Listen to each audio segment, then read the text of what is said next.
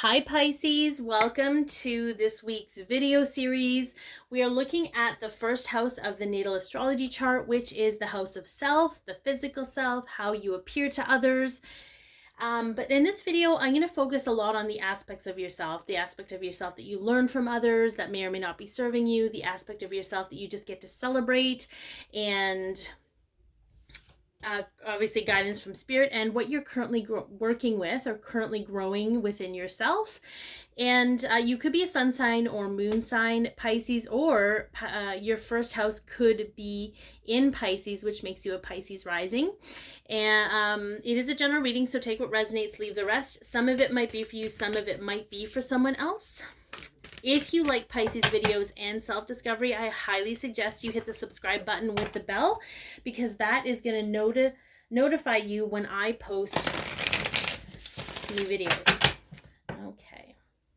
So here's the fun fact. The Pisces rules over feet. Pisces rules over the feet, the foots. People's feet. Okay, so give me a moment and we'll get to that.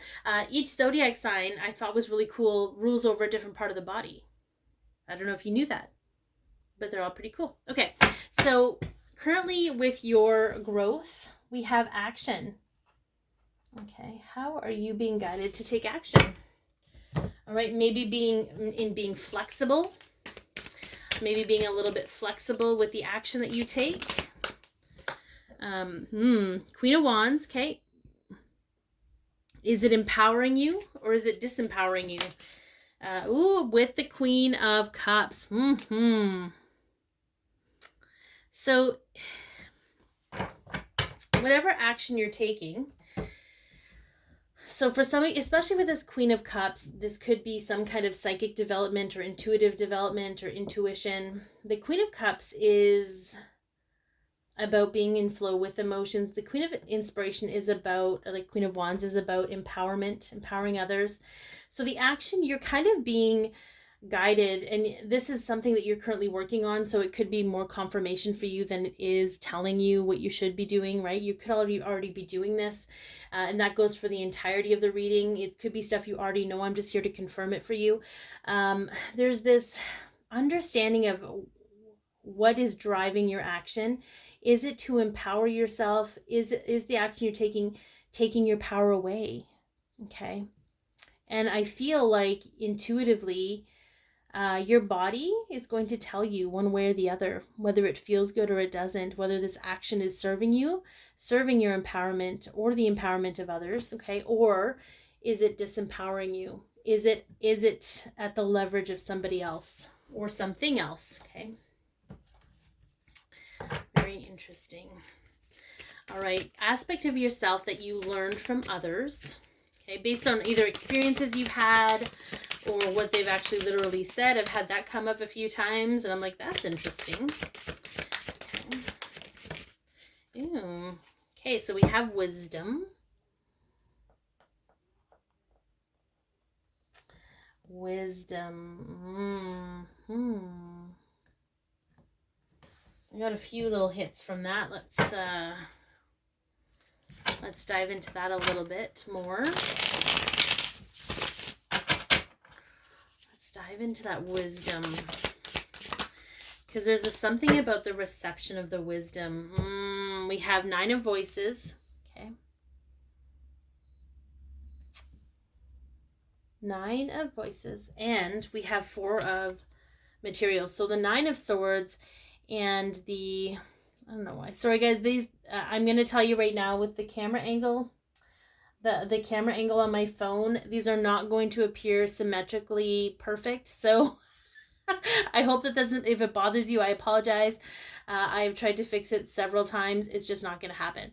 So we're just going to let it roll out the way that it is and hope that you still get the message regardless. So the 9 of Swords and the 4 of Materials, there's almost a restriction around how you operate within your own wisdom. an expectation of how it's received, maybe judgment around that, but it's not yours. It's something that was passed down to you, perhaps from other people. There's a fear, it's almost like hanging on to doing things a certain way because there's a fear that you'll lose something, you'll lose part of yourself if you let go and open up to other ways of receiving or not other wisdom. So it's almost like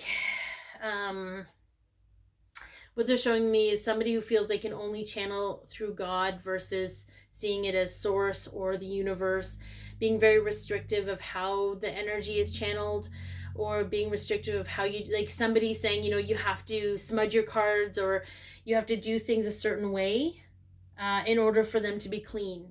But there's multiple different ways that things could be cleaned, but there's like this rigidity perhaps, and it doesn't have to be necessarily around spiritual practice. Because I'm getting another line here for people that don't necessarily spiritually practice, okay? Around things having to be a certain way because it's always worked that way. So there's wisdom, there's old 3D wisdom templates that are projecting onto new possibilities, and it's sort of like, well, it has to be done this way. The wise, the old people did it that way and it worked for them, but this is not the world they live in, kind of a deal. So I get that that's a bit of a mixed message, and it could be because I'm tapping into a few different people or a few different groups, and that's something that's coming up, but it's something you were taught from other people. Like, we have to remember that when we're children and sometimes in our early adolescence or early teenage years, we don't have a prefrontal cortex. So everything we experience and we learn from other people, especially if they were really confident in what they were saying, we absorbed as the truth. And it sits in our subconscious and it evolves into our adulthood as us having a hard time letting go of certain things out of fear that we will be punished, or out of fear that we won't be able to achieve what we want. Okay. All right, let's see the aspect of self. That is all yours, and you get to just own it and celebrate it because it's here to assist you. Ooh, purification, baby. Look at that bright, sunny sunflower. I wanted to say daffodil. I don't know if somebody's got something with daffodils. All right. It's because we have, okay, so we have healing with that tornado, healing chaos, and we have like rain shower, and we have the 10 of Cups. Okay, so our 10 of Cups, happy family, happy life, arguably one of the happiest cards in the deck next to the sun. What else do we got with this? And we have the Page of Cups in reverse. Okay, so what I kind of get from this, even though the Page of Cups is in reverse, I feel like there's just this really beautiful surrender around, which is interesting because it's kind of in polarity to this hanging on, but there's this surrender to understanding that certain things need to flow a certain way. The rain needs to come and nourish the land and wash away any impurities, right? Like the tornado needs to come sometimes and be forceful about removing certain aspects of somebody's life, and knowing that it's going to leave a form of purification and openness to for happiness to grow.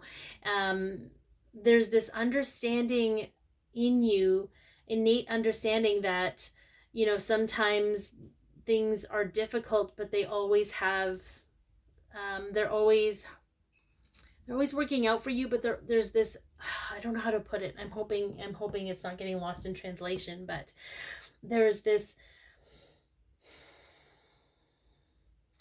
acceptance that some things need to be washed away, and sometimes a storm needs to wash it away.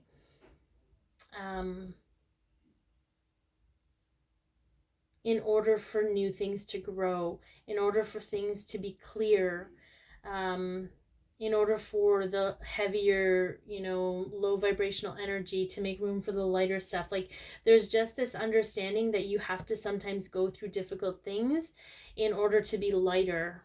And I find it interesting that it's showing up with this, where the resistance of letting things go makes things difficult. So for some of you, it's going to be the understanding that perhaps things are only hard because there's a resistance, but to understand that you're built in a way that you can be in flow and in complete alignment and co-creation with yourself and spirit, to create a more purified existence for yourself. That's very interesting.